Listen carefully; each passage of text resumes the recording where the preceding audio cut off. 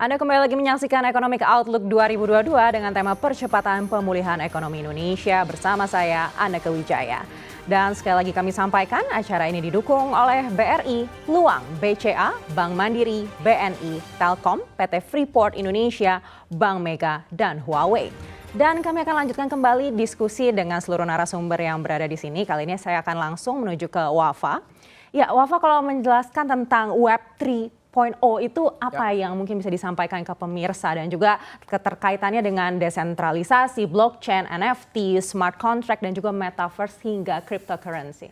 Oke, ini pertanyaan yang sangat dalam dan sangat menarik untuk dijawab karena di Indonesia sendiri masih banyak simpang siur dan masih banyak misunderstanding dan miskomunikasi mengenai apa itu sebenarnya Web3, crypto, blockchain, NFT, metaverse dan lain-lain. Mungkin kalau kita telaah secara komprehensif, ada yang dulu namanya Web 1.0, Web 1.0. Ini adalah internet di mana informasi itu di-deliver secara satu arah. Jadi ada satu informasi, dia di-deliver dari satu pihak ke pihak lain. Lurus gitu aja. Kemudian ada Web 2.0, di mana partisipan di internet, artinya pengguna internet, itu juga bisa memberikan informasi ke pihak yang tadinya di Web 1.0 tadi, dia hanya bisa menerima. Gitu. Jadi kalau di Web 2.0 itu sudah terjadi dua arah. Jadi kita juga bisa meng-create konten, kita bisa membagikan informasi ke orang lain, tapi ada central authority. Ada central authority, ada mediator, ada penengah yang menentukan mana yang bisa di-transmit informasinya, mana yang tidak gitu ya. Konsepnya sih simpelnya seperti itu. Nah, Web 3 adalah fenomena di mana pertukaran informasi atau konten ini terjadi secara universal ke semua arah. Jadi bukan hanya satu arah, bukan hanya dua arah, tapi ke semua arah dan tidak ada lagi central authority. Dia menjadi decentralized. Decentralized itu artinya ketika suatu informasi disampaikan itu akan terekam, tercatat secara transparan dan secara lengkap. Dan untuk informasi itu bisa memberikan impact ke sistem tersebut, itu harus disetujui oleh semua partisipan yang ada di dalam sistem tersebut. Ini adalah kunci dasar dari 3.0 sebenarnya. Nah, kalau kita bicara blockchain, apa sih sebenarnya blockchain? Blockchain itu pada arti sederhananya adalah buku besar, sebuah buku besar, ledger, di mana every single transaction, every single piece of information yang ditransmit itu dicatat di situ. Dan direkam perpindahannya. Siapa yang memiliki informasi ini sekarang? Siapa yang memiliki informasi ini? Oh, ada perpindahan dari pihak ini ke pihak ini. Perpindahan itu semua tercatat di dalam blockchain itu tadi. Dan dia tidak bisa dipalsukan, tidak bisa dihack, tidak bisa ditipu. Kenapa? Karena untuk perubahan itu terjadi di dalam blockchain, semua partisipan di dalamnya harus memverify itu. Gitu ya. Jadi ada beberapa sistem, mungkin kita nggak bisa terlalu detail di sini, tapi intinya prinsipnya semua partisipan yang ada di dalam sistem blockchain harus memverify perubahan itu. Kalau ada satu aja, satu node aja, satu pengguna aja yang tidak bisa memverify, maka bisa dibilang itu tidak terjadi perubahan gitu. Jadi perubahannya tidak terimplementasikan gitu. Nah, itu sistem blockchain. Ini berbeda dengan sistem non blockchain di mana ketika ada perubahan informasi, misalnya saya mengirimkan uang ke Mas Wilson gitu ya. Nah, itu nanti ada central authority yang melihat, oh, di Wafa uangnya berkurang. Di Wilson uangnya bertambah. Nah, kalau di blockchain ketika saya melakukan perpindahan informasi tadi dari wallet saya ke wallet Mas Wilson misalnya, itu semua orang di dalam sistem harus memverifikasi itu. Dia harus memverifikasi itu. Nah, itu adalah konsep dasar dari blockchain. Crypto aset itu seperti apa? Crypto aset atau NFT pada dasarnya adalah aset atau objek yang kepemilikannya itu dicatat di dalam buku besar ini tadi. Di dalam blockchain ini tadi. Apapun itu. Jadi kalau sekarang kita dengar NFT mungkin taunya artwork gitu ya, gambar-gambar lucu yang ada di OpenSea atau mungkin ya kemarin ada Gozali Everyday yang selfie dan lain-lain. Tapi sebenarnya teknologi NFT dan crypto aset itu bisa digunakan untuk apapun. Bukan cuma artwork, bukan cuma foto, bukan cuma video, tapi bisa misalnya catatan rumah sakit, catatan kriminal, misalnya catatan kependudukan, misalnya catatan keuangan. Jadi pengaplikasian teknologi blockchain dan crypto aset ini harus dilihat lebih dari manifestasinya sekarang gitu. Saya sering bilang momennya Indonesia sekarang ini, Web3 ini seperti momen Keong Racun Sinta Jojo tahun 2007-2008 gitu. Di YouTube, orang kaget semua. Apa sih itu YouTube? kok bisa ya jadi terkenal dan dapat uang dari YouTube, semua langsung bikin video di YouTube ya kan. Tapi ada proses kagetnya di situ, ada proses belajarnya. Nah, Web3 dan NFT ini sama. Kita sedang dalam proses pembelajaran, akan banyak mungkin hal-hal yang lucu dan hal yang unik dan yang mungkin agak nyeleneh gitu ya terjadi di Web3, tapi semua ini nanti akan semua menjadi dewasa. Dan pada akhirnya semua juga akan terjadi di Web3. Seperti bagaimana semua yang tadinya terjadi di Web 1.0 terjadi juga di Web 2.0. Nah, apa itu Metaverse? Metaverse itu pada dasarnya adalah menggabungkan semua konsep tadi, NFT, crypto asset, blockchain, smart contract. Nanti kita sedikit bicara tentang smart contract di dalam satu lingkungan virtual. Jadi Metaverse itu adalah kolektif, semua hal itu ada dan dia menjadi seperti dunia yang kita hidupi sekarang, tapi dia terjadi di dalam blockchain. Jadi orang bertransaksi menggunakan crypto aset, kemudian dia membeli NFT sebagai asetnya, mungkin rumahnya nanti tanahnya dalam bentuk NFT. Ketika ada perubahan informasi terjadinya bukan disimpan di server atau di data center, tapi di blockchain gitu. Dan semua terjadi secara virtual dan biasanya menggunakan augmented reality atau virtual reality devices. Nah, ini adalah sebenarnya bentuk metaverse yang sebenarnya. Kalau suatu metaverse tidak memiliki salah satu elemen dari yang saya sebutkan tadi, entah itu crypto atau NFT atau blockchain, itu bisa dibilang bukan NFT dalam arti yang sebenarnya. Karena NFT dalam arti sebenarnya adalah menggabungkan semua elemen-elemen tadi menjadi satu dunia virtual itu yang berkesinambungan dan konsisten. Nah, terakhir mungkin smart contract itu apa? Nah, ini juga biar masyarakat Indonesia mengerti. Smart contract pada dasarnya adalah hanya beberapa baris perintah atau kode yang menentukan parameter kalau terjadi ini maka terjadi ini.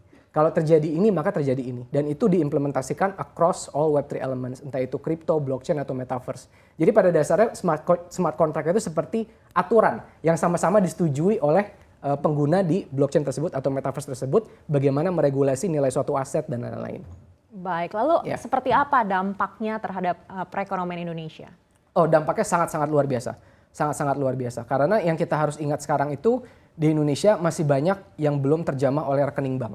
Masih belum banyak yang terjamah oleh credit card, sehingga tidak memiliki credit scoring. Kalau tidak memiliki credit scoring, berarti tidak bisa mendapatkan pendanaan, pinjaman atau investasi. Kalau tidak bisa mendapatkan pendanaan, pinjaman atau investasi, berarti tidak bisa bertumbuh kembang secara ekonomi. Dan ini terjadi secara skala masif ke 270 juta penduduk Indonesia, impact-nya luar biasa. Nah, Web3 memotong semua barrier ini. Sekarang sudah ada lebih banyak wallet kripto di Indonesia dibandingkan stock brokerage account. Sudah ada lebih banyak orang yang memiliki crypto wallet dibandingkan orang yang memiliki rekening saham. Ini fakta. Jumlahnya sekarang sudah mencapai hampir belasan juta crypto wallet di Indonesia. Saya pernah ketemu anak usia 17 tahun, saya cerita tentang kripto, dia tahu ICO, Initial Coin Offering. Tapi ketika saya cerita salah satu perusahaan teman saya akan IPO, dia nanya ke saya, "Kak, IPO itu apa ya?" Jadi sekarang yang terjadi di Indonesia, ada generasi baru, anak-anak muda, nggak harus di kota. Jadi jangan sampai kita beranggapan bahwa Web3, kripto, dan NFT ini hanya fenomena yang terjadi di kota. Enggak, anak-anak yang saya ajak ngomong ini anak-anak dari luar Pulau Jawa. Mereka tahu ICO, mereka tahu kripto, mereka nggak pernah dengar IPO. Artinya sekarang tanpa kita sadari, di bawah pusaran ini yang nggak kita sadari, ada generasi yang mengembrace fintech melalui Web3 tanpa disadari oleh sistem keuangan tradisional. Ini impact-nya akan sangat luar biasa besar. Artinya orang nanti akan sangat mudah mendapatkan akses ke pendanaan, mudah untuk berbisnis karena dengan NFT dia tinggal gambar, dia bisa menjual gambar tersebut sebagai objek di metaverse dan dia bisa mendapatkan uang gitu ya. Implikasinya nanti apa artinya untuk pekerjaan-pekerjaan tradisional? Apakah nanti pekerjaan tradisional akan kurang mendapatkan minat dari pekerja karena kebanyakan pekerja akan mendapatkan uang dari Web3? Itu harus dipikirkan. Belum metaverse, aktivitas ekonomi nanti akan pelan-pelan berpindah dari universe kita sekarang, itu saya menyebutnya gitu ya, physical first ke dalam metaverse. Apa artinya ini gitu? Apakah berarti hanya orang-orang yang memiliki skill tertentu, yang mengerti teknologi, yang mengerti keuangan, yang bisa mendapatkan uang di metaverse? Ini perlu kita kaji bersama karena banyak sekali pekerjaan yang bisa dilakukan di Web3 itu tidak bisa dilakukan di Web2, dan banyak juga hal nanti yang dilakukan di metaverse itu membuat banyak hal yang dilakukan di dunia nyata ini menjadi tidak relevan lagi, dan ini perlu di-manage dengan baik kerjasama antara pemerintah, swasta dan juga masyarakat untuk bagaimana bisa sama-sama menggunakan Web3 ini untuk kemajuan bangsa. Luar biasa. Ya. Baik, kita akan lanjut lagi ke Mbak Dila. Mbak Dila, kalau kita melihat presidensi G20 pada tahun ini, lalu terkait dengan isu transformasi digital, mungkin ada yang harus menjadi fokus juga untuk para pemuda? Baik, ya saya terusik nih dengan apa yang tadi Wafa ceritakan gitu ya. Berarti kan transformasi digital itu membutuhkan sebuah, perubahan perilaku yang cukup masif. Makanya transformasi digital itu salah satu isu yang kita angkat, sebagai presidensi G20, itu ada di semua sektor, di employment, di financial, jadi semua sektor itu cross cutting, memperhatikan soal transformasi digital dan bagaimana sektor-sektor tersebut, menyikapi transformasi digital ini. Contoh misalnya, di sektor employment dan juga di energi transisi. Kita membahas soal future of jobs di situ, karena anak muda di masa depan nanti, harus punya skill-skill tertentu yang seperti tadi Wafa bilang kan, harus punya skill-skill tertentu untuk, respon terhadap perubahan-perubahan di dunia digital. Dan bahkan bukan cuma merespon tapi juga, mempergunakan opportunity yang disajikan oleh transformasi digital ini sendiri. Jadi memang, saya sih optimis banget ya ngelihat bagaimana SDM kita, berevolusi gitu ya, anak muda terutama yang punya innovativeness, creativity gitu untuk mempergunakan,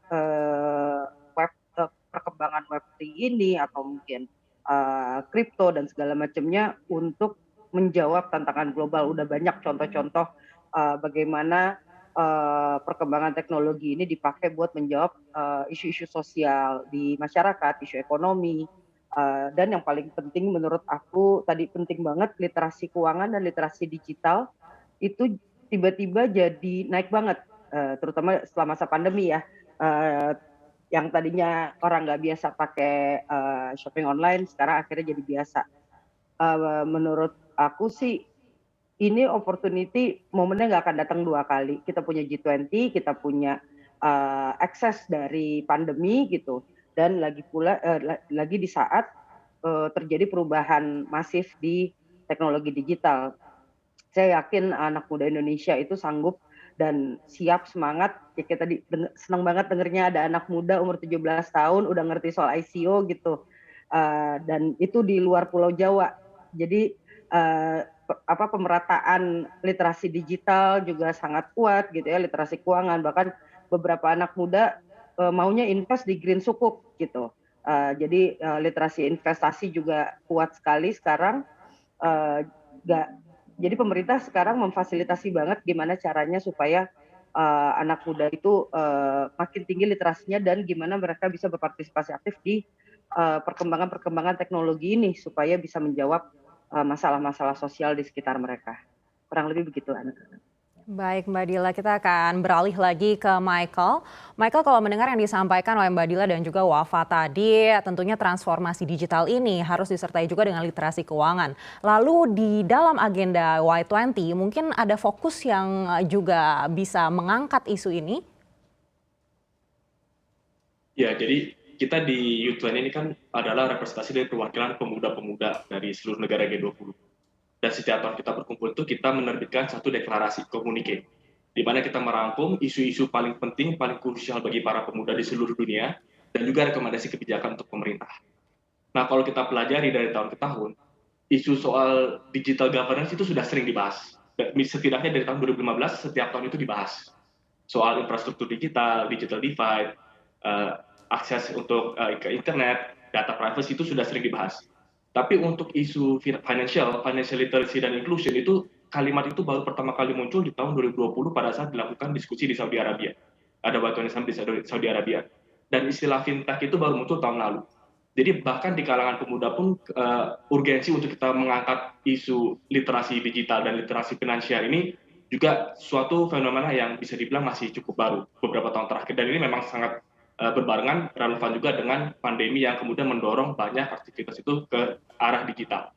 Tadi sebelumnya saya sudah menjelaskan terkait dengan digital divide, tapi kita juga mempelajari dari yang dialami oleh pemuda-pemuda di seluruh negara G20, bahkan pemuda yang punya akses terhadap internet pun belum tentu menggunakan untuk fungsi-fungsi komersial. Kalau di Indonesia ada beberapa data yang menyebutkan hanya 9% pemuda yang pernah menggunakan atau rumah tangga yang pernah menggunakan digital financial services untuk lebih dari sekedar jual beli. Kalau di survei yang kita lakukan untuk seluruh negara G20 itu di angka 12%. Jadi sebenarnya angkanya masih sangat rendah. Banyak pemuda yang sudah memahami bahwa ada digital services, digital financial services, tapi literasinya ini belum cukup kuat. Bahwa dengan adanya instrumen tersebut bisa digunakan untuk investasi, untuk memiliki aset, itu angkanya masih sangat rendah. Dan kita punya impian dan harapan, sebenarnya Mas Wafa dan Mas Wilson ini adalah contoh-contoh pemuda yang sekarang makin banyak. Di Indonesia banyak, di seluruh dunia banyak. Dan kalau kita lihat dunia fintech pun, dunia startup pun itu didominasi oleh pemuda-pemuda. Tapi realitanya adalah masih cukup kecil, masih niche bisa dibilang, dibandingkan dengan pemuda pada umumnya. Dan ini adalah tantangan besar yang kita miliki di semua negara G20, dan rekomendasi kebijakan yang kita dorong terkait dengan isu financial services dan juga literasi keuangan ini adalah bagaimana pemerintah bisa memfasilitasi bukan hanya dukungan infrastruktur, itu penting untuk mengatasi digital divide, tapi bagaimana kita juga membantu literasi keuangannya juga, bahwa pemuda-pemuda paham ada instrumen-instrumen yang bisa digunakan, ada regulasinya juga, ini untuk mencegah jangan sampai ada pinjol ilegal atau kasus binomo yang kemarin juga sempat merebak. Dan ini membutuhkan peran serta pemerintah. Jadi ada peran masyarakat, ada peran swasta, ada juga peran pemerintah. Nah, hal-hal seperti ini yang akan menjadi pembahasan. Jadi kita akan bergerak dari sekedar digital governance untuk menjadi ke arah digital financial technology, financial services, di mana butuh literasi keuangan yang kuat dan peran serta partisipasi dari para pemuda. Baik Michael, tentunya ini menjadi tugas kita bersama juga untuk bisa terus meningkatkan literasi keuangan. Kita akan bahas lebih dalam lagi usai jeda. Kami harus break sejenak dan dialog akan kami lanjutkan sesaat lagi. Tetaplah bersama kami.